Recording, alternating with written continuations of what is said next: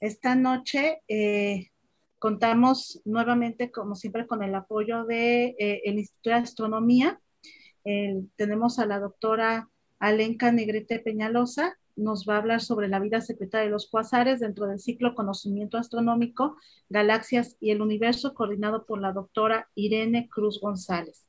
Les damos la más cordial bienvenida y doctora, adelante. ¿Qué tal? Buenas noches. Pues es un placer hoy presentarles a una de nuestras investigadoras jóvenes.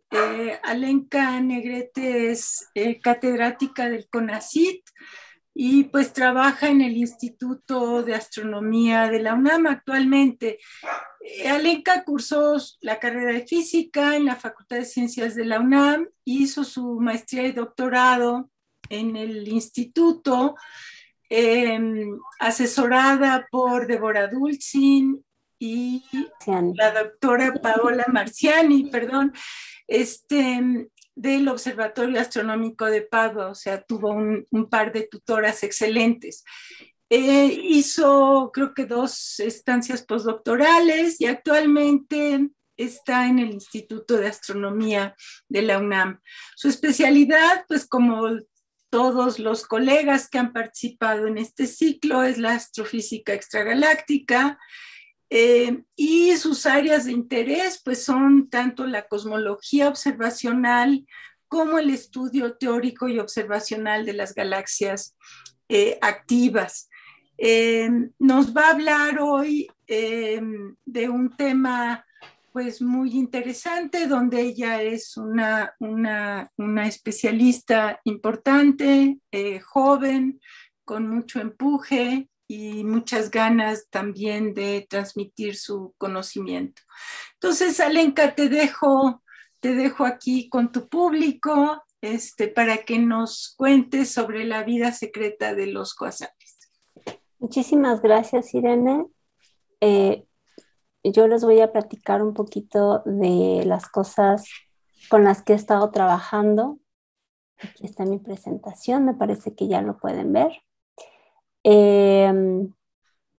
Y bueno, pues justamente los cuasares son los objetos con los que yo trabajo. He estado trabajando con ellos desde que me inicié en la maestría.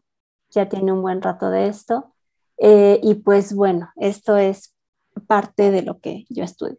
Entonces voy a empezar, bueno, por supuesto agradeciendo a la invitación a dar esta charla y a permitirme platicarles un poquito de estos objetos que a mí me parecen fascinantes.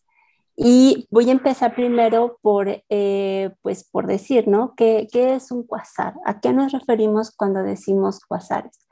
Los cuasares también son denominados galaxias con actividad nuclear, o en inglés Active Galactic Nuclei. Se usa mucho este acrónimo AGN, pero también se usa también el término cuasar de manera general, refiriéndose a las galaxias que tienen esta actividad producto de un núcleo activo, que lo que está sucediendo al interior es que está un hoyo negro supermasivo, alrededor hay un montón de material muy cerquita del hoyo negro que está formando un disco de acreción. Más adelante voy a mostrarles un poquito más de esto, una figurita, y se lo está comiendo todo este material, y a través de esta alimentación particular del hoyo negro pues se emiten un montón de radiación a todas las frecuencias.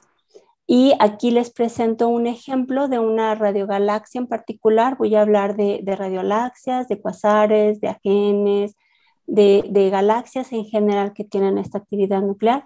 Pero en particular, esta radiogalaxia, que se llama Centauro A, es una galaxia que está en el hemisferio sur, tiene una declinación a menos 43 grados.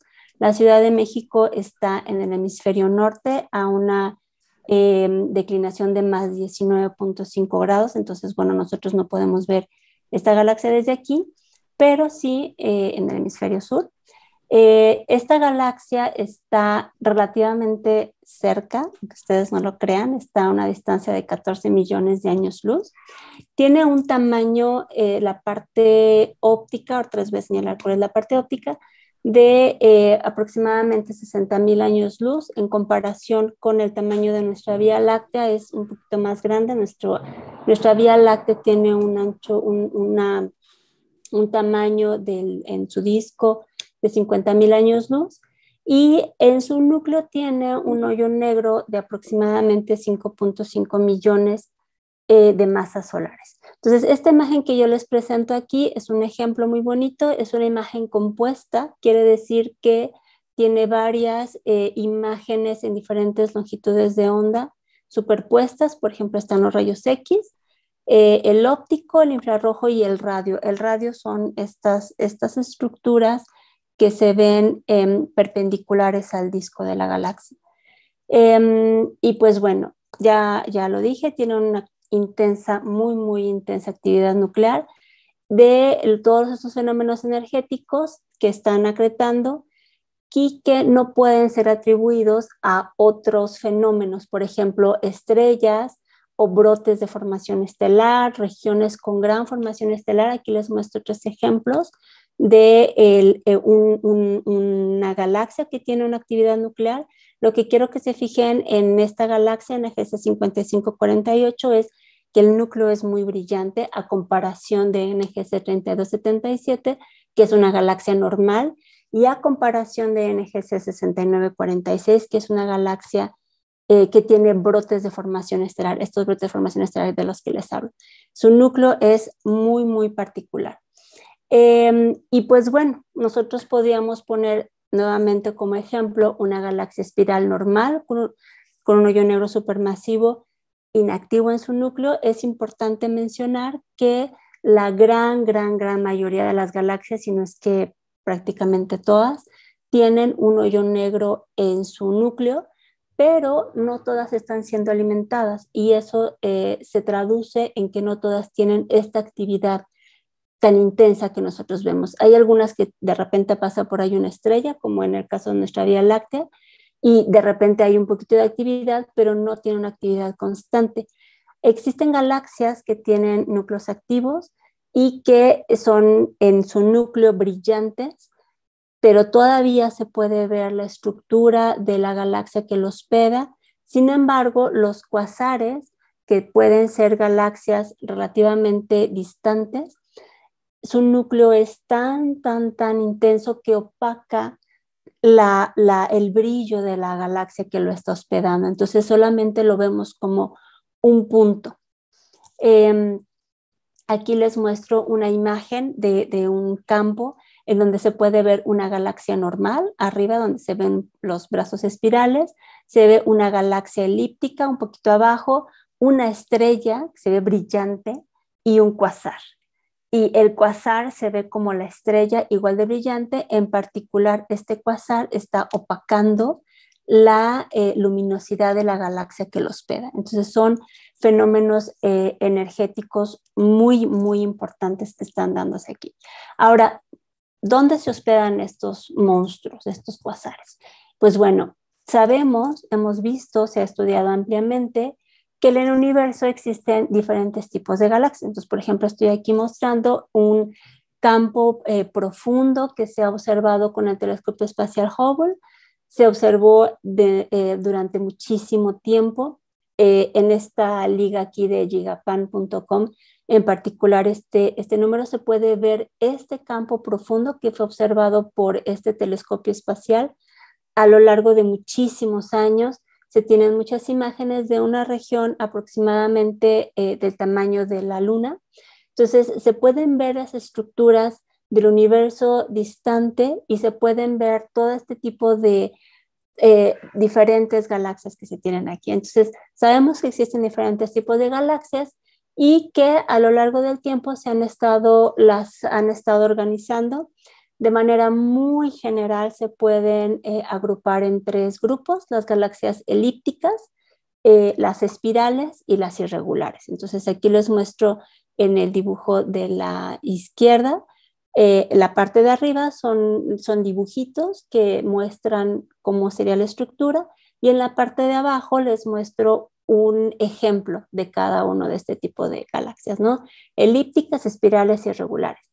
como se tienen un montón de tipos, se propuso esta secuencia que la propuso Edwin Hubble, en donde esta secuencia, por un lado, organiza las elípticas, por otro lado, las espirales, que como pueden ver, hay diferentes tipos de estructuras, hay algunos que presentan unos bracitos muy cerrados, otros un poquito más abiertos, luego las de abajo que se caracterizan por tener una barra en su núcleo, igual las elípticas tienen diferentes, se llama morfologías, diferentes estructuras, y finalmente tenemos las irregulares. Y lo que se ha observado es que los cuasares o las galaxias que tienen actividad nuclear se hospedan en galaxias tanto elípticas como en espirales.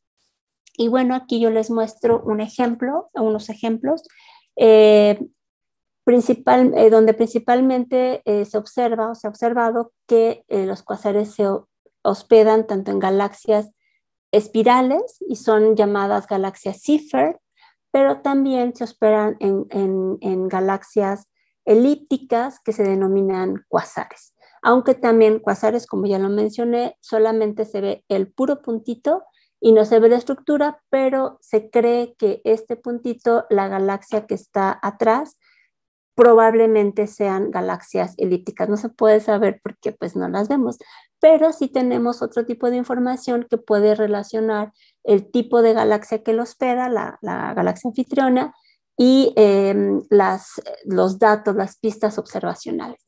Estos cuasares nosotros los podemos ver tanto en un universo cercano como en un universo muy, muy, muy, muy, muy lejano. También se ha observado que las galaxias que tienen actividad nuclear se pueden hospedar en galaxias que tienen interacción. Aquí les muestro una imagen, 6 imágenes, en el infrarrojo, donde se está observando una interacción entre dos galaxias. Esta interacción provoca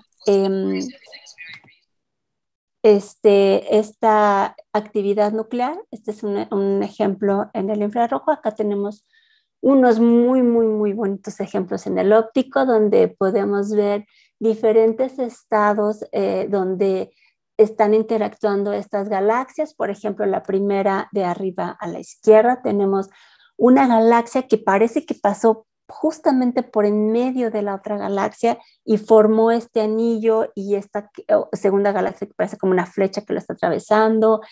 Hay galaxias que apenas se están acercando, otras que ya interactuaron, y se forman estas estructuras que se llaman colas de marea, y son estructuras que están siendo, es gas que está siendo, expulsado, o está teniendo como cuando está este juego, ¿no? de los niños que se agarran todos de las manos y uno de repente gira y el último sale volando, pues es más o menos así. Entonces tenemos todas estas estructuras que lo que hacen es llevar el material de las regiones externas al núcleo y lo prenden, lo activan. Y pues bueno, les voy a platicar un poquito de la historia de todo este descubrimiento. Hace muchísimo tiempo, bueno, ya hace 100 años, se empezaron a observar estas galaxias espirales, pero todavía no se sabía que eran galaxias. Hace 100 años se creían que eran nebulosas por los telescopios con los que estaban siendo observados. 36 y 42 pulgadas son telescopios relativamente pequeños. Posteriormente se empezaron a ver estructuras un poquito más definidas. Ya para los años 20, Edwin Hubble descubre que estas nebulosas se pueden observar estrellas. En particular se observaron estrellas cefeidas, son estrellas muy particulares, son estrellas variables que están muy bien detectadas tanto en su temperatura, en su vellosidad, en su diámetro. Tienen un brillo muy específico, tienen periodos muy específicos, y con ellas se pueden usar como focos, focos o candelas estándar, lo que se llama, para determinar la distancia a estos objetos. Y se observó que estas nebulosas, que realmente después se descubrieron que eran galaxias, no pertenecían a nuestra galaxia, sino que estaban muy lejanas. Entonces se usaron estas cefeidas para determinar las distancias y determinar que eran fuentes extragalácticas, o sea, fuera de nuestra galaxia. Posteriormente, bueno, este es un poquito de la vida secreta de los astrónomos. Edwin Hubble no nada más se dedicaba a observar estas estrellas o estas galaxias, sino que también era modelo de una marca de cigarros, de astrónomo y modelo, y que, bueno, Edwin Hubble tuvo una muy grande carrera, es considerado como el pionero de la astronomía extragaláctica. Él mostró la primera evidencia de la expansión del universo. ¿Y cómo lo hizo? Pues justamente detectando y midiendo las distancias de estas estrellas cefeidas y posteriormente, bueno, de otras estrellas, y determinando estas distancias se dio cuenta de que lo que pasa es que nuestro universo tiene una característica particular que significa que se está en expansión. Posteriormente, conforme fue avanzando las detecciones, después de la Segunda Guerra Mundial, ya se tenían los radiotelescopios, se detectaron estas estructuras en radio, en donde la parte óptica era solamente un puntito o una galaxia de cierta manera normal, entre comillas, o nebulosas normales, pero en radio se detectaban unas estructuras que salían mucho más fuera de la galaxia. Entonces, bueno, aquí ya les muestro imágenes bonitas, por supuesto, que tienen mucha mayor resolución. En los años 40, 50, la resolución no era tan bonita, tan precisa, pero bueno, poco a poco se va observando. Y en el caso de México, pues México también estaba dentro de toda esta carrera galáctica, extragaláctica, y voy a enfatizar aquí este trabajo que se realizó en Tonantzintla. Lo que estaban tratando de observar estas personas son estrellas azules en el casquete galáctico.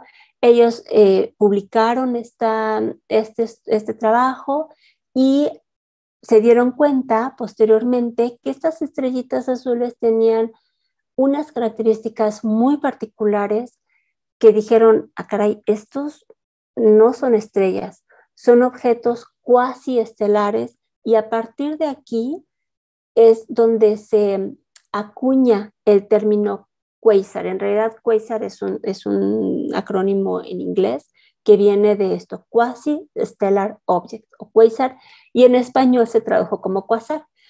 Y justamente, si recuerdan, en las primeras láminas yo les mencionaba que se veían como puntos. Se ven puntos que tienen de particular que son muy luminosos en el azul, se ven como estrellitas azules y por eso se llaman cuasares. Posteriormente, bueno, ya en los años 60, bueno, aquí es importante mencionar que justamente es alrededor de esta fecha, en los años 50, donde se acuña este término quasar, y que posteriormente, a partir de entonces, ya se denominaron como ajenes, cuasares y todas estas galaxias Seyfert, que ya se empezaron a estudiar como objetos aparte, no como estrellas, pero como objetos independientes. Entonces, posteriormente, ya en los años 60, otra persona famosa también por este descubrimiento, pues observó, por ejemplo, este quasar con el telescopio ya mucho más grande, de 200 pulgadas, que son aproximadamente 5 metros, del observatorio Palomar, que está en Estados Unidos, y que identificó diferentes líneas, en particular se les llama la serie de Balmer, es una emisión del hidrógeno. Acá arriba se ve, abajo, por ahí se ve H y una beta en letra griega.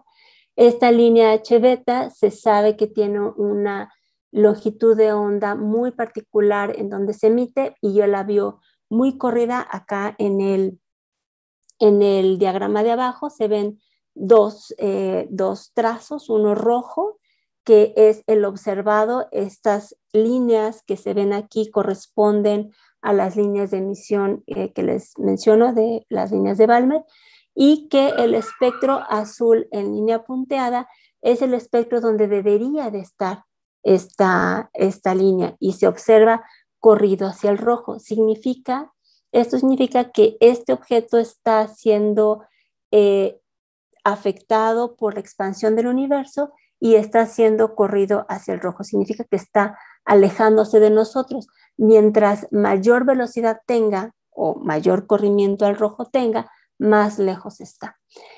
Y finalmente aquí les muestro otro trabajo que también se hizo en Tonantzintla con el telescopio Schmidt, en donde ya se estuvieron estudiando cuasares muy específicos de un catálogo en particular, el 13273 y el 1348. Bueno, el catálogo es el tercer catálogo de Cambridge, y el número de objetos es el 273 y el 48, y que se estuvieron estudiando muy particularmente en Tonantzintla con este telescopio.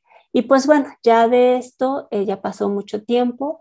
En el 2012 se cumplieron 50 años del descubrimiento de los cuasares.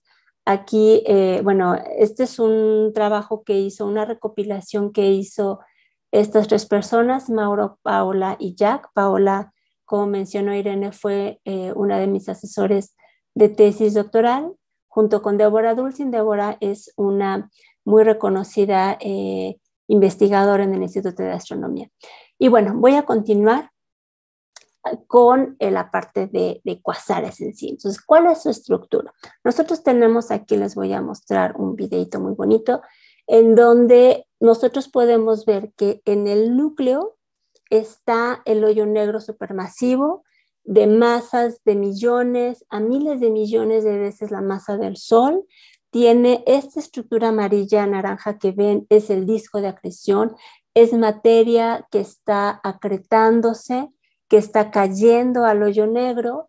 En la parte externa se pueden ver como unas nubecitas, unos filamentos, pero en realidad son nubes de gas que están siendo también acretadas.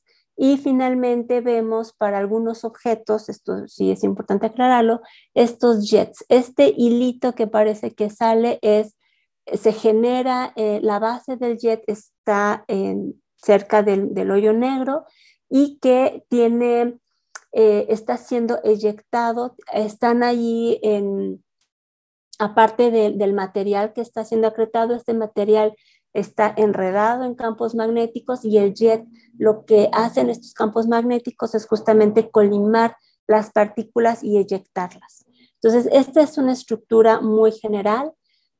Cada estructura de esta parte muy interna del hoyo negro emite a una longitud de onda muy particular. Entonces, por ejemplo, aquí tenemos una figura de esta galaxia NGC 4261. En la parte de la izquierda, lo blanco es la imagen óptica. La imagen óptica se ve como una galaxia una galaxia elíptica, perdón, de cierta manera normal, pero adentro hay están los procesos energéticos, está el disco de acreción, y que de allí emite este jet, que es de lo que le estaba platicando, y haciendo un zoom a la región más interna, se observan estas estructuras. Esta estructura de aquí no es el disco de acreción, si tengo que decírselo, sino que es una estructura un poquito más externa. Es realmente la parte que les mostré en el video anterior sería el puntito que está allí metido en la figura de la derecha, ese puntito brillante. Allí está metida toda esta estructura que les mencioné, y lo que está más afuera es un disco de gas, pero que está muy, muy, muy al exterior. Pero es la imagen, es una imagen muy bonita que les muestra cómo está haciendo la estructura a pequeña escala y se va haciendo más grande. Entonces, bueno, ¿qué comen los hoyos negros? Pues ya les dije, ¿no? Pues gas, todo lo que encuentra a su paso, pero a mí me gustaría enfatizar mucho en que toda esta actividad galáctica, toda esta gran producción de energía se emite de regiones muy, muy, muy chiquititas. Nosotros podemos comparar la Vía Láctea, ya les dije, ¿no? De su totalidad tiene un tamaño aproximado de 50,000 años luz. El sistema solar, su tamaño en horas luz es más o menos de 5 horas luz. Y la región más interna del hoyo negro es del tamaño de días o de semanas luz, que aproximadamente son como 1000 veces el sistema solar. De este tamaño tan chiquitito se emiten estos jets relativistas, me refiero a que viajan a velocidades cercanas a la de la luz. Estas partículas se desplazan a velocidades muy, muy, muy, muy grandes y por eso se llaman relativistas, y que llegan a distancias de hasta 10 veces la Vía Láctea o muchas veces el tamaño de la galaxia. Entonces es muy importante tener como esto en mente: de una región chiquititita se emiten estos jets tan grandes. Y pues bueno, ¿con qué nos comemos a los cuasares? Es decir, ¿cómo y con qué los estudiamos? Nosotros tenemos una sola pista, los astrónomos nada más tenemos una pista, que es la luz. Bueno, de hecho ya actualmente tenemos 2 pistas. La segunda pista son ondas gravitacionales, que sí se han detectado ondas gravitacionales por colisión de estrellas muy masivas, estrellas de neutrones, pero que, bueno, para agujeros negros todavía las ondas gravitacionales pues no se han detectado, entonces por eso digo que nada más tenemos una sola pista, y que con esta pista nosotros vamos a poder detectar todas estas emisiones con distintos tipos de ojos. Entonces tenemos unos ojos ópticos, aquí les muestro la imagen de nuestro telescopio del Observatorio Astronómico Nacional de San Pedro Mártir en Baja California. Es Baja California, no Baja California Sur. Baja California. Están también los telescopios que están en el espacio, porque pues bueno, saben que nuestra atmósfera nos cubre de la radiación más energética, de rayos X, rayos gamma, de radiación, gran parte de la radiación ultravioleta, aunque también de otro tipo de radiación en algunos rangos en el infrarrojo. Pero bueno, tenemos estos telescopios espaciales, uno de ellos, aquí les muestro un ejemplo, el Hubble Space Telescope. Actualmente está por lanzarse un telescopio muy, muy, muy importante, el James Webb Telescope. También tenemos el gran telescopio milimétrico que está aquí en México y, bueno, hay telescopios en radio diferentes. Los observatorios en México, como les decía, está el Observatorio Astronómico Nacional, que tiene muchísimos telescopios, tiene todos esos telescopios.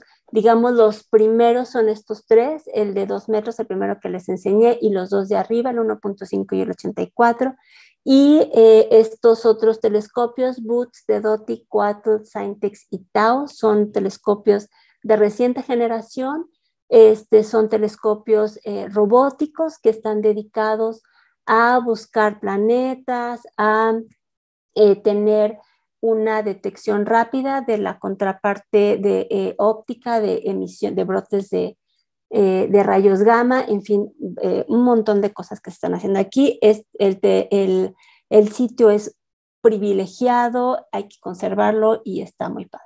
Pero también hay otros telescopios en México, que está el telescopio de Cananea en Sonora, el GTM, el Large Millimeter Telescope, que tiene una antena de 50 metros y que observa en el rango milimétrico.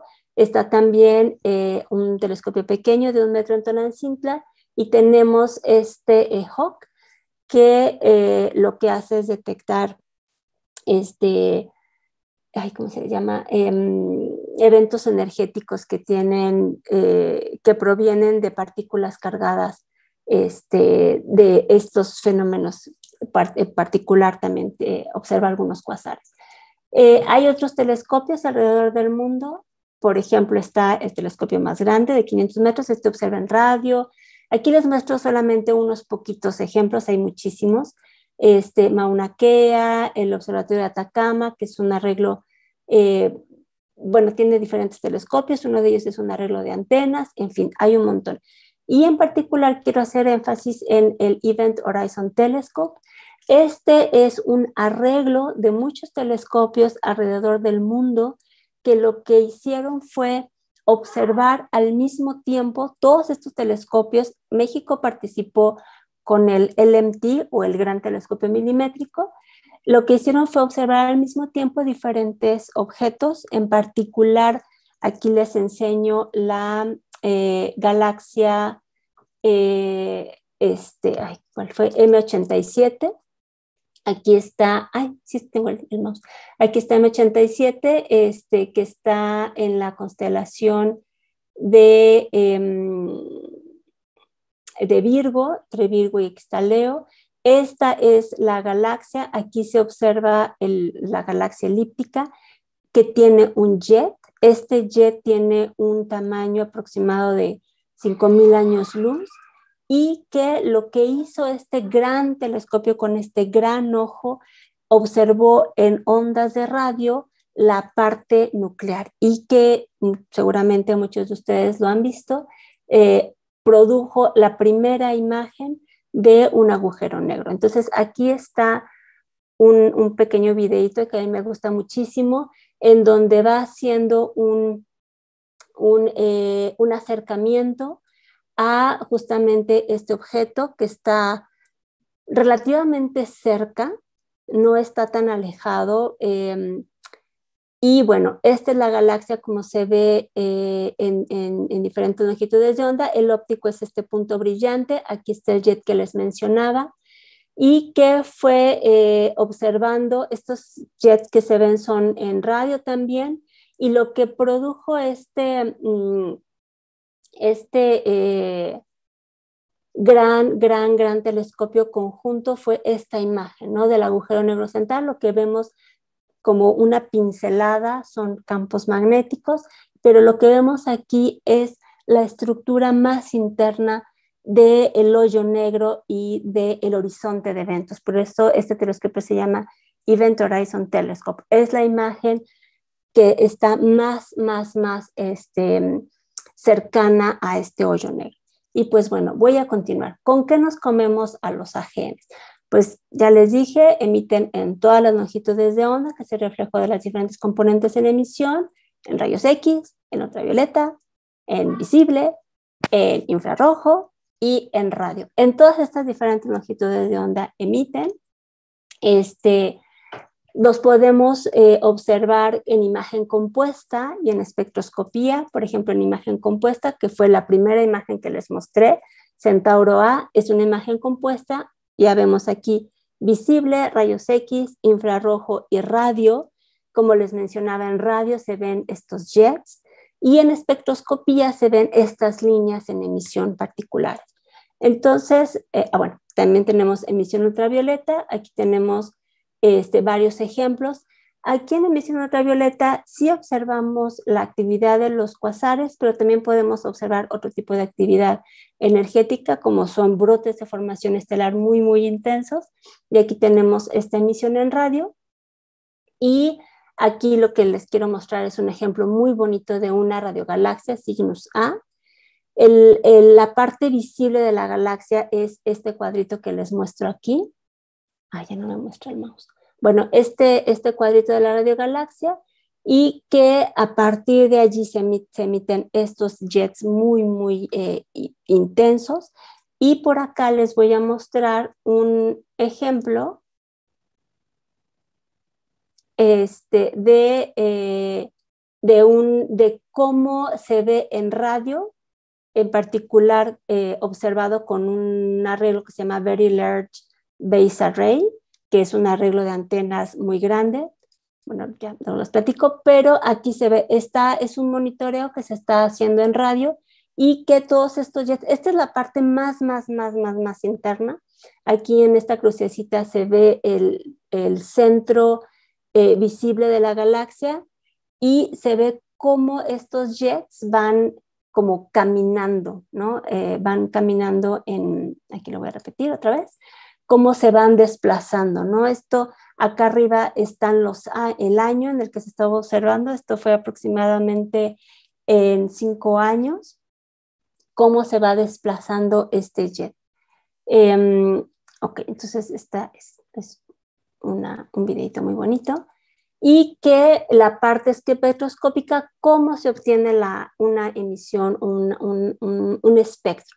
Entonces, lo que nosotros tenemos es la parte donde se emite la luz, llega a nosotros, se descompone la luz en un prisma, y de la misma manera como se descompone la luz en un arco iris, nosotros podemos ver los diferentes colores, y dependiendo de la emisión vamos a ver los diferentes colores.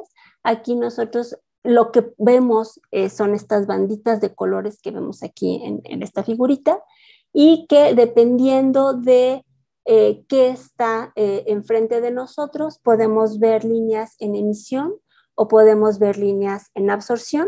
Si vemos las líneas de emisión, vemos estas líneas como muy iluminadas, que se traducen ya haciendo un corte en longitud de onda. Aquí wavelength es longitud de onda, son las longitudes de onda. El visible, nuestros ojitos ven más o menos en estas longitudes de onda, entre 4.000 y 7.000, 8.000 Armstrongs. Entonces, este es el espectro visible y se ven estas líneas si están siendo en emisión o si hay algún material que está entre nosotros y el objeto, se ven estas líneas en absorción. Entonces, con estos espectros se pueden ver un montón de características diferentes en las galaxias. Este es un ejemplo de una galaxia Cipher. Aquí se ven un montón de líneas y que nosotros hemos estudiado ampliamente porque, si se dan cuenta, estas líneas acá atrás, yo las mencionaba, ay Dios, aquí. Estas líneas, si se dan cuenta, en este espectro, en el superior, están muy delgaditas, pero resulta que este espectro tiene líneas muy gorditas.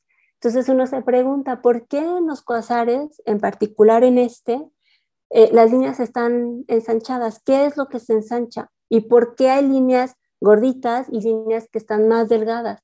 ¿O por qué está superpuesta una línea delgada encima de una ancha? Y pues bueno, una manera de explicarlo pues es justamente a través del disco de acreción. Y nuevamente tenemos aquí esto.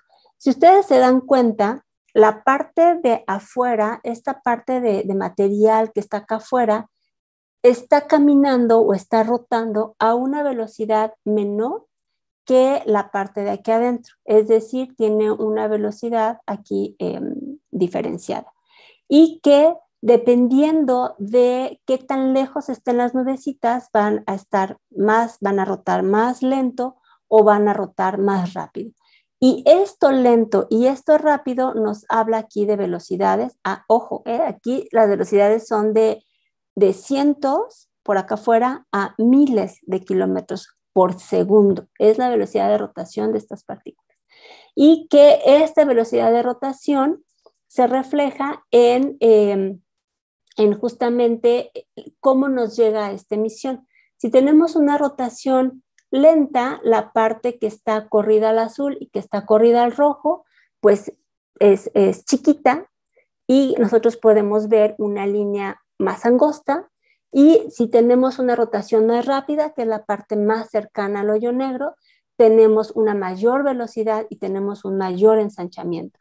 Acá abajo, lo que les muestro es que del disco de acreción nosotros podemos ponerlo en dos partes. La parte que se está alejando de nosotros, y cuando se está alejando significa que se está corriendo al rojo, y la parte que se está acercando hacia nosotros, que se está corriendo hacia el azul. Entonces tenemos esta rotación que se está corriendo al rojo, se está corriendo al azul, y eso nos da la característica espectral de acá abajo. Tenemos la parte roja corrida hacia la derecha y la parte azul corrida hacia la derecha, hacia la izquierda, perdón, y que en conjunto, si nosotros vemos la línea completa, pues vemos este ensanchamiento. ¿Qué quiere decir con esto? Entre más ancha vemos la línea, más velocidad tiene. Entre más angosta la vemos, menos velocidad tiene. Y en términos de el disco de acreción es justamente esta estructura que les estaba aquí mostrando. Aquí es material que se está emitiendo a una velocidad mayor y por acá afuera tenemos el material que está siendo emitido a una velocidad menor. Aquí cerquita podemos hablar de la región de líneas anchas y más afuera, pero bueno, la verdad es que es muchísimo, muchísimo más afuera, muy, muy, muy alejado de la región de líneas anchas, está la región de líneas angostas, donde se emite justamente estas líneas muy angostitas que están al lado de las líneas anchas. Entonces, bueno, es así como nosotros vemos a los espectros.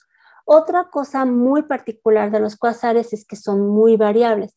Este es un ejemplo de un blazar, es una galaxia que emite en todas las longitudes de onda. Del lado izquierdo nosotros vemos cómo varía la emisión en las diferentes longitudes de onda. Hasta arriba tenemos fotones muy, muy, muy energéticos y luego está la banda, los fotones muy energéticos son estos naranjas que están aquí, los puntitos verdes son en la banda visible y luego los puntitos rojos son en el cercano infrarrojo. Luego está el flujo de H-beta, que nuevamente es visible, y el flujo en un continuo también en el visible. Y del lado derecho, aquí les muestro cómo varían a lo largo del tiempo los espectros.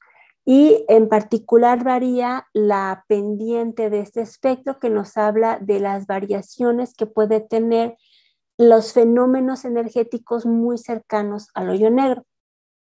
Y aquí les muestro un ejemplo de una variabilidad muy grande. Esto pasó durante 10 años de tener los dos espectros son la misma galaxia, observada 10 años después que la segunda observación, pero es la misma galaxia. Entonces, ¿qué es lo que está pasando aquí?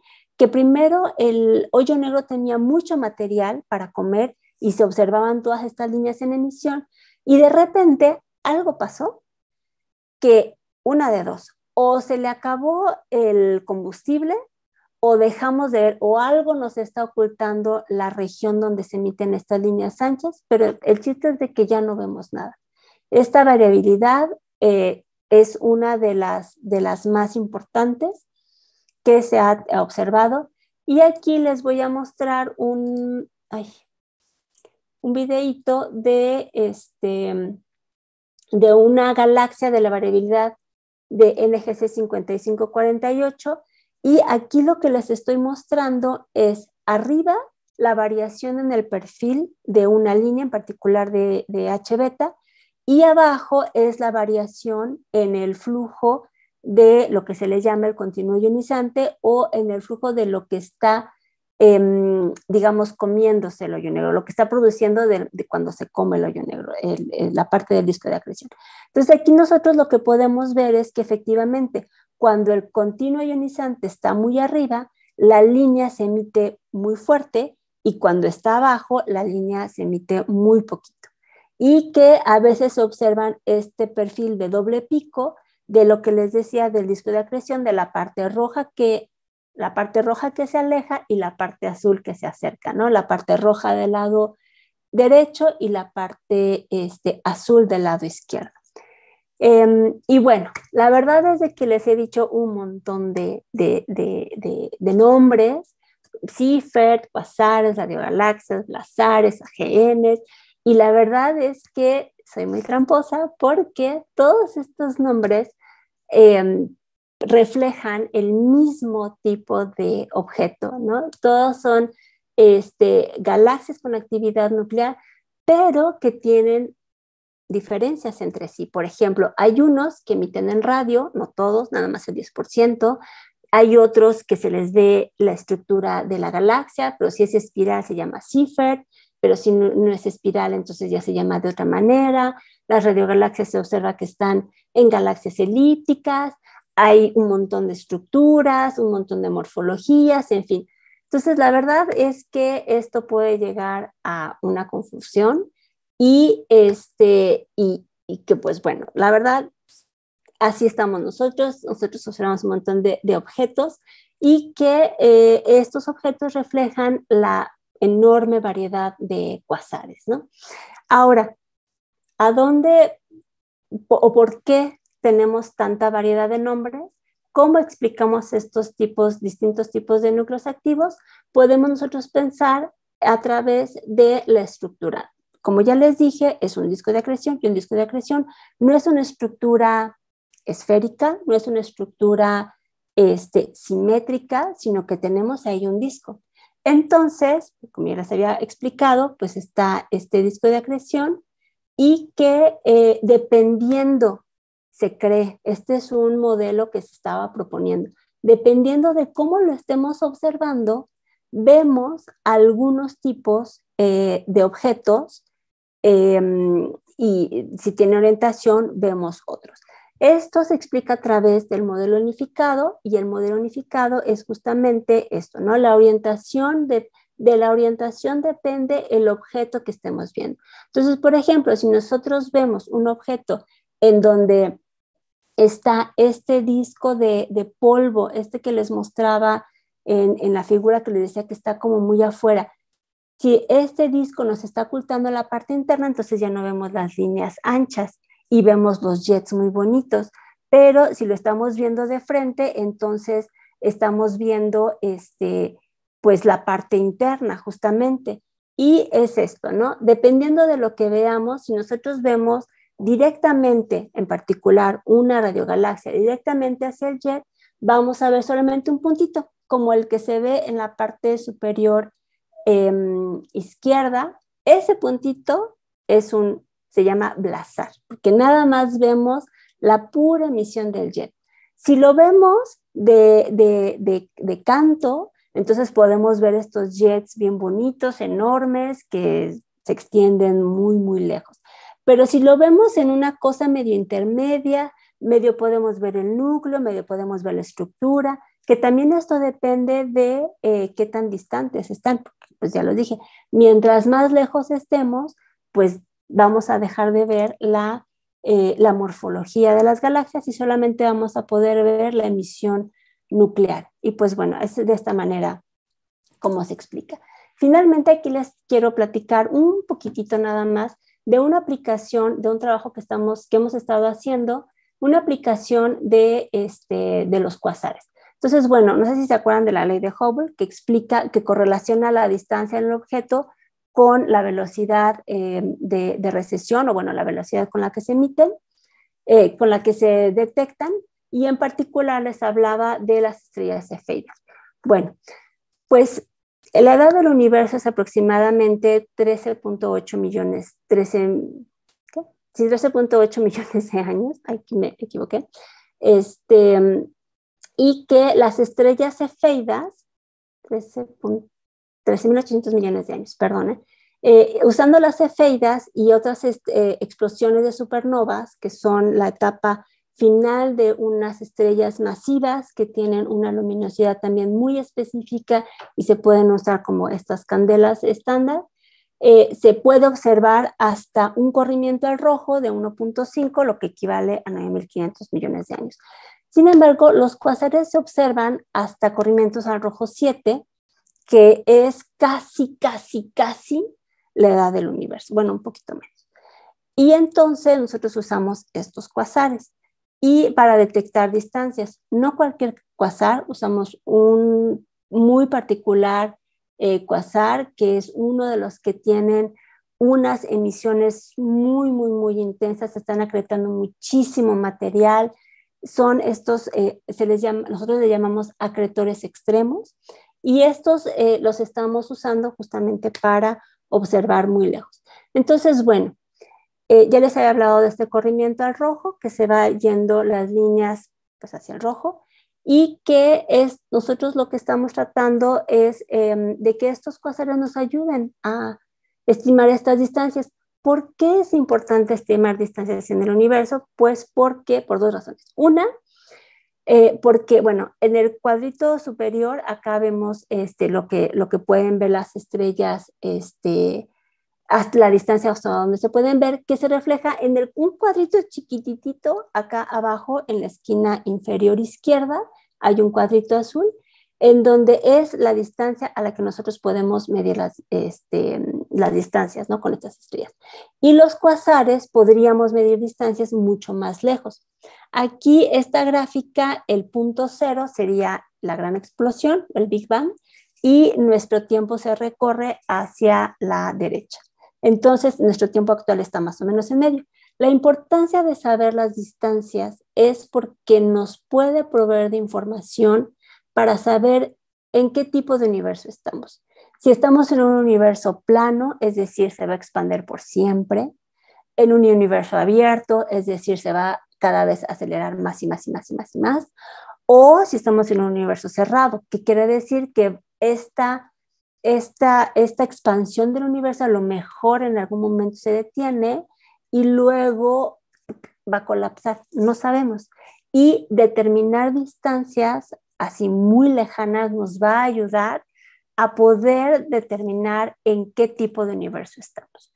Y pues bueno, ya con esto termino. Aquí les dejo un resumencito, en donde, bueno, lo que me gustaría que se quedaran aquí para llevar es que los cuásares tienen una fuerte emisión en ultravioleta, pero en general en todas las longitudes de onda podemos ver líneas de emisión muy anchas por este movimiento Doppler, no lo mencioné con ese nombre, pero es este ensanchamiento. Tenemos mucha variabilidad, tenemos emisión no térmica, que significa que no proviene de estrellas. El núcleo es muy chiquitito, pero que llega a tener estructuras muy extendidas y que emite en altas energías, y que todas las galaxias, todos los AGNs, todo el zoológico de AGNs provienen de la misma actividad. Y finalmente, bueno, quiero invitarlos a la próxima Noche de las Estrellas, que será el próximo 13 de noviembre, y pues allí los esperamos. Muchísimas gracias por su atención. Doctora Lenka, muchísimas gracias. Muy, muy interesante todo lo que, como siempre, nos comparten, todo el conocimiento. Y bueno, ahorita vamos a llegar a las preguntas. Vamos a comenzar primero por la sala de Zoom. Tenemos a Miguel Ángel. Adelante, Miguel. Yo me confundí un poquito, es que no entendí también que entonces los pulsares, cuasares, no me acuerdo, son como agujeros negros o galaxias masivas. Sí, sí, la verdad es de que yo también me confundí al inicio, no eres el único, la mera verdad. Mira, te voy a volver a dar esto. Los cuasares, todas las galaxias tienen un hoyo negro en su interior, hasta la Vía Láctea, todas, bueno, la gran mayoría. A lo mejor algunos me van a decir, no, no todas, pero la mayoría. Lo que hace la diferencia entre cualquier galaxia, por ejemplo, la nuestra, la Vía Láctea, y un cuasar, es que cerca de su núcleo tiene que comer. Y ese que comer es gas, es material que está acretando, que está cerquita del hoyo negro. Entonces, un cuasar es una galaxia con un hoyo negro y material o alimento que hace que tenga todas estas emisiones súper fuertes. No sé si me expliqué. Sí, se explicó bien, entonces los nos confundimos. Sí. Qué bueno que ya me entendiste. Gracias por tu pregunta. Gracias. Así es. En el chat tenemos una pregunta de Ernesto Gómez que dice, ¿podría detallar el mecanismo de los jets? ¿Qué causa esa eyección perpendicular tan energética hacia afuera? Sí, híjole, la verdad es que los jets son, o sea, el mecanismo de emisión no está claro. La verdad es de que aquí, o sea, creo que todo lo puse como preguntas, pero realmente es que tenemos muchísimas preguntas. Ahora, lo que se cree que emite el jet, el mecanismo de emisión es, estoy tratando de buscar aquí. Bueno, es el material va rotando, ¿no? Va acretándose este material hacia el agujero negro, como les decía. Tenemos también ahí campos magnéticos. Ahora, lo que se cree que pasa, y siendo muy simplista, es el material va acretando y se va como la parte, el borde interno, justo antes de caer al hoyo negro, ahí se acumula el material y se va presionando. Entonces, digo, explicando con las manos, sería que este material pasan dos cosas. Uno, se apachurra y dos, hay campo magnético suficiente que atrapa estas partículas y logra colimarlas. Entonces se hace un efecto tipo como botella de catsup, ¿no? La apachurras y sale el chorro. Pero nuevamente está ahí el campo magnético que atrapa esas partículas y las colima. Colima quiere decir que es o sea, no está así como muy filamentoso, sino que está el jetcito, como se ve aquí en esta imagen, en este videito, muy colimado y que llega a distancias muy grandes. Entonces, tiene que ver estos dos, la pachurra del borde interno del disco de acreción y el campo magnético que logra colimar estas partículas y que además las va acelerando. Son procesos es un proceso que se llama sincrotrón. Son procesos muy energéticos y que la verdad es que todavía no se explica cómo es que llegan estos jets tan lejos. O sea, sí hay como explicación teórica de campos magnéticos y emisión de sincrotrón y cosas así, pero no es algo que ya tenga una solución única, por decirlo así. Muchas gracias, doctora. Rafa y después el profesor Alfonso de la Red Mexicana. Adelante, Rafa. Sí, yo estoy igual de confundido también, ¿verdad? Ok, los cuasares son objetos muy, muy lejanos, ¿verdad? Son objetos, sí. Ajá, casi tan lejanos como el principio del universo, ¿verdad? Pues fíjate que hay en todos lados, no, es que los Ajá. cuasares están en todos lados. Mira, yo aquí, Ok. ajá. Entonces, Bueno, mi pregunta, sí, perdón. no, adelante. Ajá, mi pregunta es, ok, yo siempre pensé que estaban muy alejados, por un lado. Por otro lado, si están cerca, ¿por qué por qué no son galaxias? ¿Por qué no tienen estrellas? Y si una pregunta sería, si están muy lejos, son protogalaxias, ¿y por qué todas las galaxias no son cuasares? Claro. Sí, bueno, la respuesta rápida de por qué no todas las galaxias son cuasares tiene que ver porque no todos los hoyos negros tienen que comer. Entonces, si tienen que comer, mucho, poquito, bueno, dependiendo, Ajá. se forma un núcleo activo. Activo quiere decir está comiendo. Un núcleo, un hoyo negro que está hambriento y está comiendo. O sea, tiene que comer. Ahora, a lo mejor aquí sí no fui clara. Todos los cuasares, como tienen una galaxia que lo hospeda, no están así perdidos en el espacio. Todos están asociados a una galaxia. A veces vemos esa galaxia, como en este caso, NGC 5548. Esta es una galaxia espiral que tiene su hoyo negro en el interior, tiene material muy cerquita del hoyo negro, por alguna razón llegó. La verdad, es que esa es otra pregunta bien interesante, la verdad. ¿Por qué algunas galaxias elípticas son activas y por qué otras galaxias elípticas no lo son? Porque algunas galaxias espirales como esta, NGC, ¿por qué 5548 es activa y por qué 3277 no lo es? Entonces es una buena pregunta. Sí.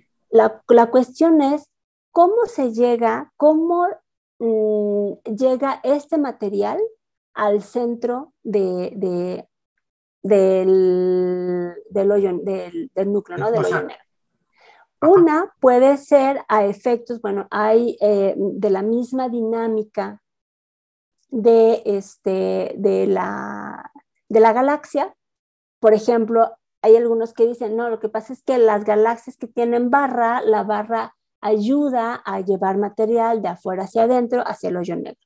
Otra explicación puede ser, ¿no? Lo que pasa es que, lo que les decía, ¿no? La colisión de galaxias ayuda a llevar este material al agujero negro. Entonces, si la condición es, tiene material cerca, entonces se prende el hoyo negro y se hace un cuasar o un núcleo activo.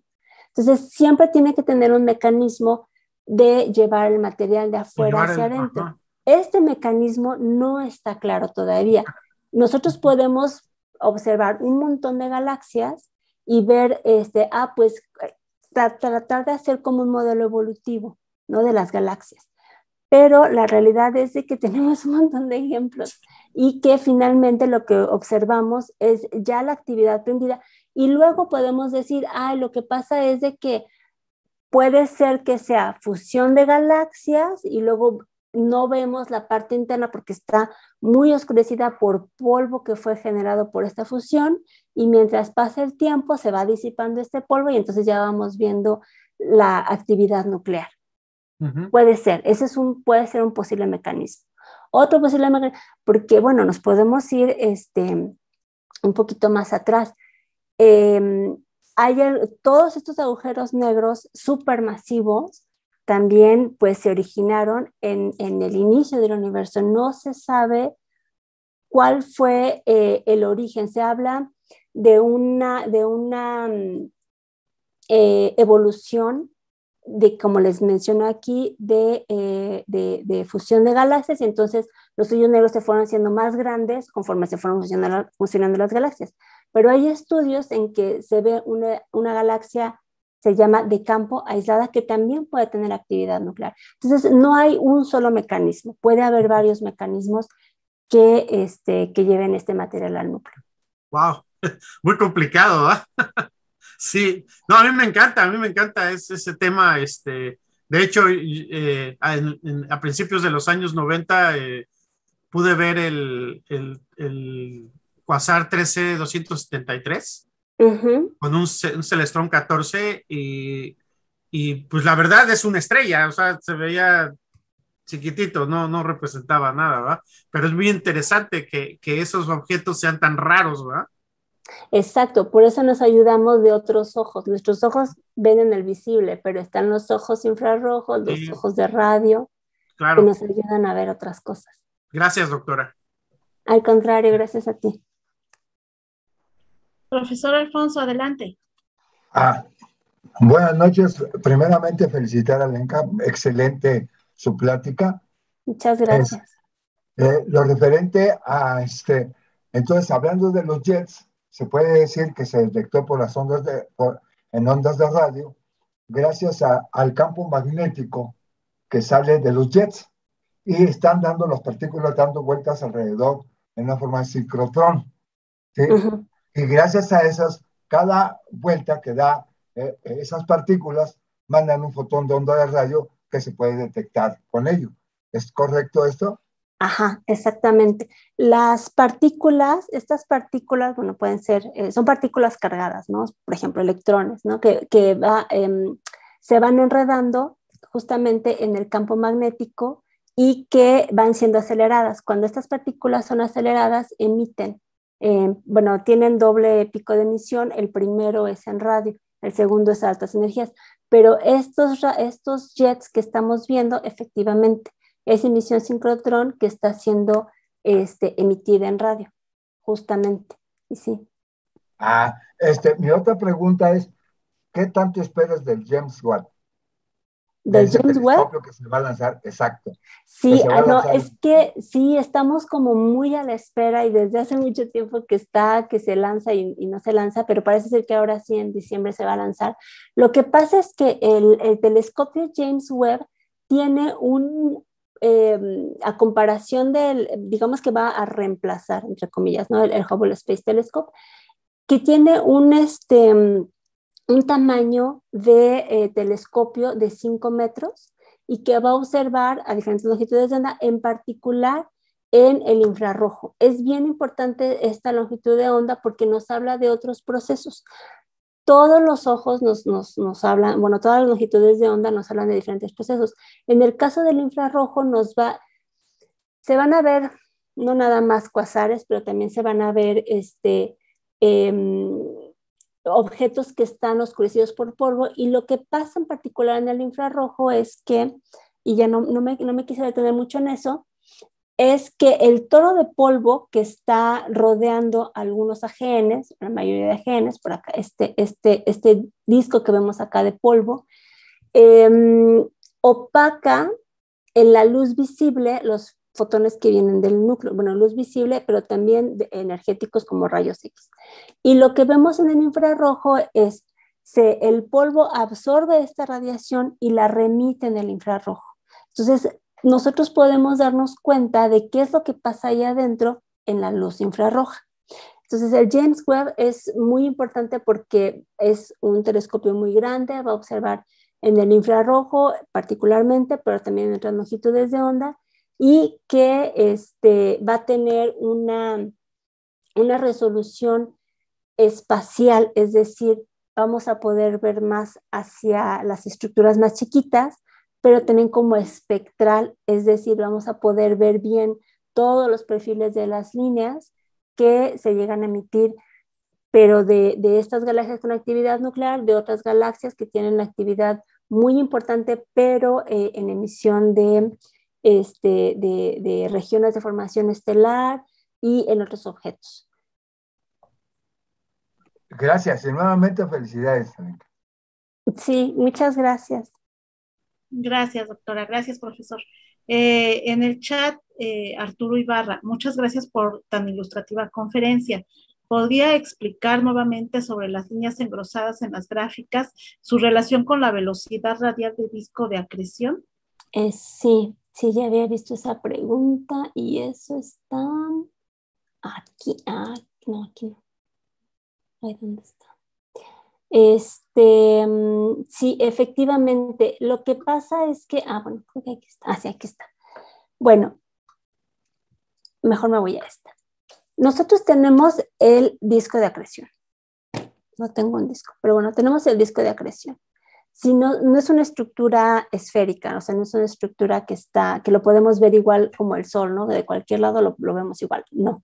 En estas estructuras vamos a ver una cosa planita, bueno, más bien engrosadita, y que estoy pensando en un ejemplo, tenemos como si vemos los dos extremos del disco, digamos el extremo de acá, creo que puedo anotar, sí puedo anotar, vamos a anotar aquí, acá. Tenemos este extremo, que es el que se acerca a nosotros, y este otro extremo, que es el que se aleja de nosotros, ¿no? Entonces, y esta justamente es la rotación. Rota para acá y rota para allá. La parte que se aleja de nosotros, esta parte que se va para acá, se corre las líneas hacia el rojo. Y la parte que se acerca hacia nosotros, se corren las líneas hacia el azul.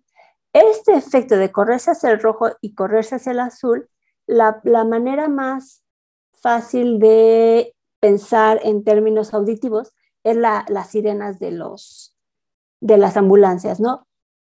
Cuando se aleja de nosotros la ambulancia, se escucha un sonido más grave. La onda se hace más grande y entre más grande se dice que se va hacia el rojo. Cuando la ambulancia se acerca hacia nosotros, que sería del lado de este lado, que se acreta, que se acerca hacia nosotros, las longitudes de onda se pegan y la ambulancia, el sonido de la ambulancia se escucha más agudo. Entonces sería hacia el azul que se acerca hacia nosotros y hacia el rojo que se aleja de nosotros. Pensando en esto, aquí vemos, ¿cómo me voy a la siguiente? Acá. Podemos ver esta parte de acá abajo, que está la que está hacia el rojo, vemos la emisión hacia el rojo, y la que está en el azul, vemos la emisión hacia el azul o hacia la izquierda. Lo que nosotros vemos aquí en particular en estas líneas que están por acá es la suma de estas dos. Si nosotros vemos un objeto muy cercano, podemos ver justamente el doble pico, pero el doble pico que tiene que ver con esta parte del disco de acreción. Como les mencionaba, acá está el disco, la parte roja es esta que se aleja hacia nosotros y la parte azul es esta que se acerca hacia nosotros. Para estos objetos, los que están de este lado, lo que pasa es de que probablemente estos objetos están más lejos y vemos lo que se llama la convolución, es decir, la suma de las dos componentes, la roja y el azul. Ahora, ¿por qué acá arriba vemos líneas anchas y acá abajo vemos líneas angostas? La diferencia de estos dos es la velocidad a la que se emite. Las líneas anchas se emiten en una región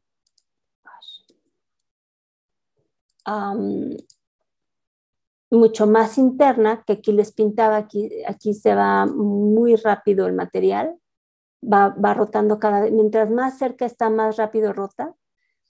Y acá afuera, muy afuera, pues ya no tenemos tanta velocidad y tenemos estas líneas que están rotando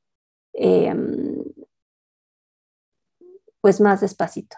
Y es por esto que tenemos esta diferencia entre las líneas anchas y las líneas angostas. No sé si ahora sí ya me entendí. ¿Arturo? Bueno, esperemos que sí, porque hizo la pregunta. Giovanni, adelante. Hola, buenas noches. Hola, Yo tengo dos preguntas. Bueno, una no sé si tenga mucho que ver. Bueno, la primera es, en algún momento escuché un tipo de galaxias que se le llama galaxias Liner, Ajá. y esas, ¿qué tipo o qué tienen que ver con los AGNs? Exacto. Sí, mira, lo que pasa es de que todo este zoológico de galaxias, y yo no sé si lo mencioné aquí, bueno, no está, pero también, todo este tipo de galaxias depende principalmente de qué tanto material están acretando. Si tienen mucho o poco material, depende mucho de qué es lo que se observa.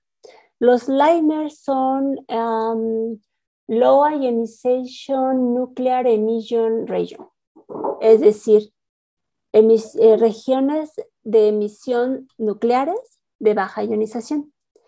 Se traduce en que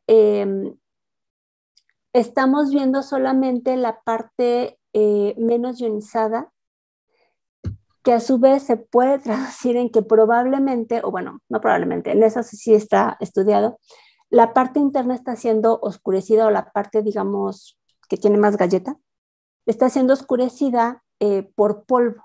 Entonces, estos liners pertenecen a la familia de galaxias con actividad nuclear, pero que tienen una baja tasa de acreción, una baja cantidad de material que está acretando, y que eso permite que si no hay tantos fotones que estén ionizando estas regiones, permite que el polvo se conserve. El polvo se destruye fácilmente con altas temperaturas o fotones ionizantes. Y como estos tienen baja tasa de acreción y menos fotones ionizantes, permite que el polvo se conserve y entonces está como cubriendo la región más interna. Entonces sí, los liners son una familia de núcleos activos, de galaxias con actividad nuclear, pero los que tienen, digamos, los más bajitos, con actividad más baja. Ok, entonces, pero esta estructura es externa al toro de polvo. Es el toro de polvo, pero ya no es una estructura de dona. Bueno, puede ser que sea estructura de dona, sí. Y puede ser que esa estructura de dona se ha planteado que esta estructura de dona puede ser que sea homogénea, así como la vemos aquí, que oculta homogéneamente, pero también puede ser que esté en forma de nubecitas, se llama clumpy. Pero también puede ser, y repito nuevamente, depende mucho de la tasa de acreción, que si es baja puede permitir que no nada más se forme el polvo en la dona, pero también encima. Y entonces está como más cubierto, más cubierta la parte nuclear. Entonces sí, es la dona, puede ser que estemos viendo justamente como este caso de aquí, donde el toro de polvo está siendo oculto, o puede ser que tenga tan baja acreción que es más bien toda como ya más como una esferita de polvo que está cubriendo. Muy bien, muchas gracias. Bueno, y mi segunda pregunta, esta no sé si tenga mucho que ver. Si tiene algún tipo de evidencia de que los AGNs o todas las galaxias que tienen un núcleo activo influyen directamente en la tasa de formación estelar de la misma galaxia.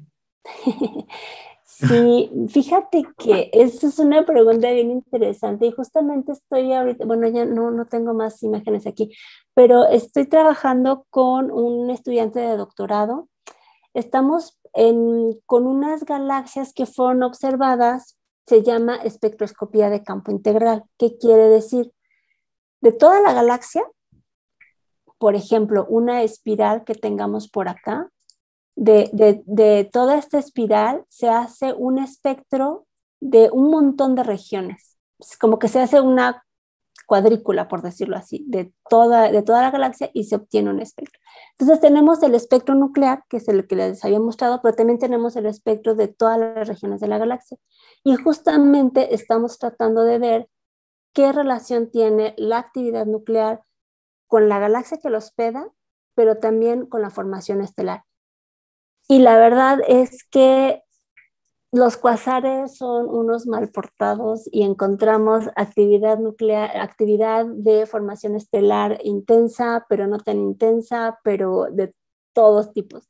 Entonces, parece ser que no hay una relación tan cercana, pero es algo que, bueno, yo y muchas otras personas han estudiado y estamos estudiando y no hay una respuesta clara. Parece ser que no. A lo mejor podría ser en la parte más interna, pero necesitamos mayor resolución espacial. Es decir, necesitamos un poder diferenciar la parte nuclear, la mera nuclear de las regiones más cercanas, y eso todavía es un poquito más complicado. Muchas gracias. Sí, gracias a ti. Gracias, doctora. Y bueno, ya no quiero abusar más también de su tiempo, pero bueno, en Facebook tenemos algunas preguntas. No sé si podamos contestar algunas. Las voy a elegir así al azar para que no haya mucho problema. Tiene muchas felicitaciones de Georgina Vidriesca. Saludos ahora desde Facebook, es nuestra compañera. Gracias, doctora Negrete, por las precisas y didácticas explicaciones en su conferencia. Thelma Gray, ¿los agujeros negros solo pueden verse con radiotelescopios?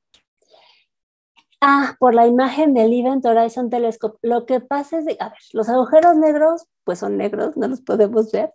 De hecho, la primera detección que se hizo de un agujero negro fue de un agujero negro estelar y fue gracias a una compañera, era un sistema binario. Una de las dos estrellas explotó explotó como supernova y terminó como hoyo negro, y tiene una compañerita que pues el hoyo negro se estaba comiendo parte de la atmósfera y estaba radiando en rayos X. Entonces este hoyo negro estelar fue detectado a través de rayos X.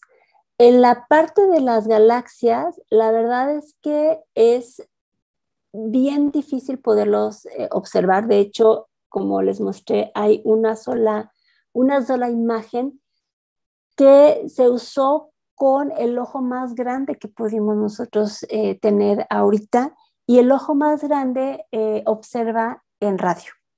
Este arreglo del Event Horizon Telescope que les mostraba acá, observa en radio. Bueno, se puso el video. Pero en realidad quería mostrarles perdón. Es todo este arreglo, se hace una cosa que se llama interferometría, es decir, se observa todo y luego se va haciendo la reconstrucción. De hecho, también estoy acordando, hay, si tienen Netflix, perdón por el comercial, pero hay en Netflix un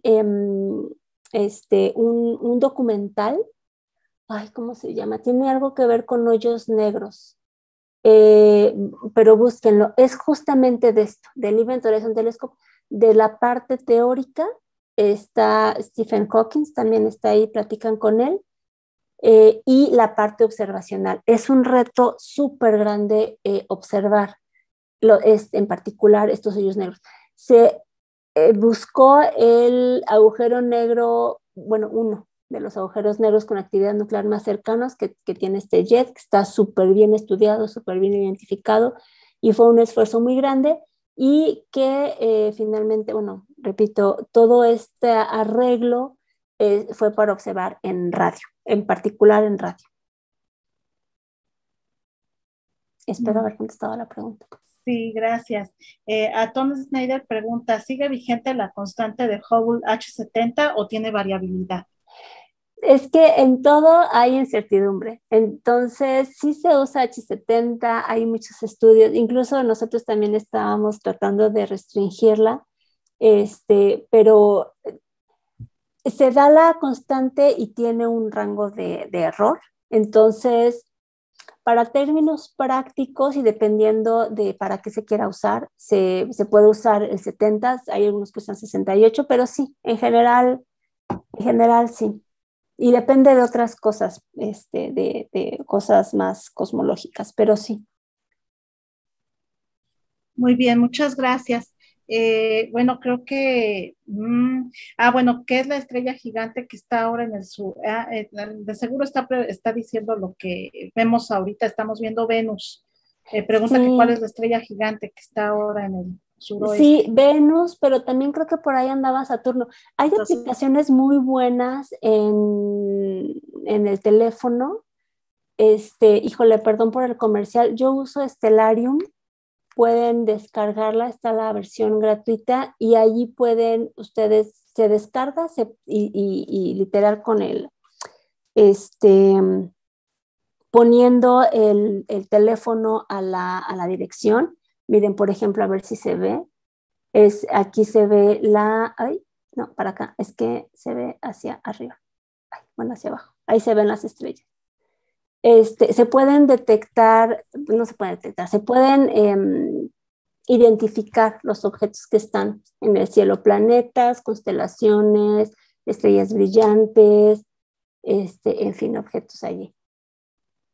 Perdón, me sacó ahorita un ratito, pero sí, Júpiter es el que se está viendo también, Júpiter y Venus, lo más seguro es que es lo que estén viendo. Y pues sí, hay muchos programas ahorita que nos podemos basar para poder saber qué es lo que estamos observando. Ahorita la tecnología nos está ayudando muchísimo, la verdad, a los astrónomos aficionados. Entonces, dense una vueltecita por todas las páginas que hay de apoyo. Y pues, doctora, creo que es todo. No queremos abusar mucho de usted, ya es un poquito tarde. Entonces, si gustan, por favor, Física Laura o doctora Irene, les cedo la palabra. Les cedo la palabra. Y por favor. Si puede dejar de compartir un poquito para poder darle su... Adelante. Alenka, muchísimas gracias por estar con nosotros y por participar celebrando el 50 aniversario. Excelente conferencia, muy bonita, muchas gracias. Y bueno, quisiera yo ahora pasar a darles las gracias a todos los que están participando en esta celebración de martes, miércoles, jueves y viernes, llevando conferencias hasta la sala de su casa a través de los diferentes Facebook, al Instituto de Astronomía y Meteorología de la Universidad de Guadalajara, a la Escuela Normal Rural Vanguardia de Tamazulapan, al Bachillerato Alfonso Reyes en San Gabriel Chilar, Puebla, a la Red Mexicana de Radiotelescopios, a la Sociedad Astronómica de Zacatecas, a la NUI Divulgación, por supuesto a la Sociedad Astronómica de México y a todos los grupos de aficionados que a través de sus Facebook se van uniendo para ir transmitiendo y compartiendo estas conferencias. Muchísimas gracias. Y pasamos ahora a entregarte una constancia de parte del Instituto de Astronomía de la Universidad Nacional Autónoma de México y de la Sociedad Astronómica de México otorgan el reconocimiento en la celebración del aniversario de los 50 años de educación continua de la UNAM a la doctora Alenka Negrete por su excelente presentación, La vida secreta de los cuasares. Ciclo Conocimiento Astronómico, Galaxias y el Universo, organizado por la doctora Irene Cruz. México, 13 de octubre de 2021, y firma al alcance el doctor Jesús González, director del Instituto de Astronomía, y el profesor Rubén Horacio Becerril Marañón, presidente de la Sociedad Astronómica de México. En la parte inferior aparece la pleca con todas las instituciones participantes, en las que me falta mencionar a la Casa de Cultura José Antonio Alzate del Ayuntamiento de Ozumba. A todos, muchísimas gracias por su participación y cuídense mucho. Muy buenas noches. Muchísimas gracias a todos. Muchísimas gracias. Gracias.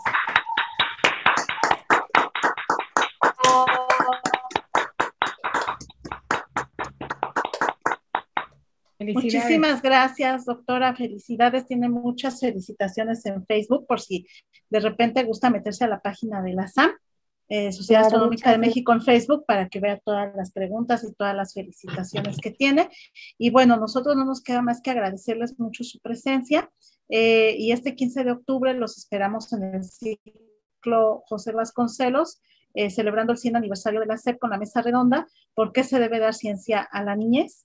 Y el próximo miércoles tenemos también una excelente plática con el doctor José Antonio de Diego Onsorbe, del Instituto de Astronomía, Redes Neuronales, una nueva forma de estudiar el universo.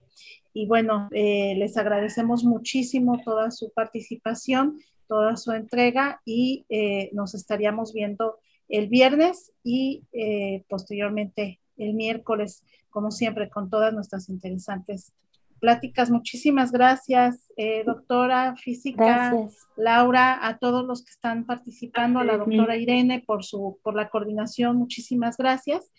Y pues les deseamos una muy, muy bonita noche. Igualmente, gracias. Hasta luego.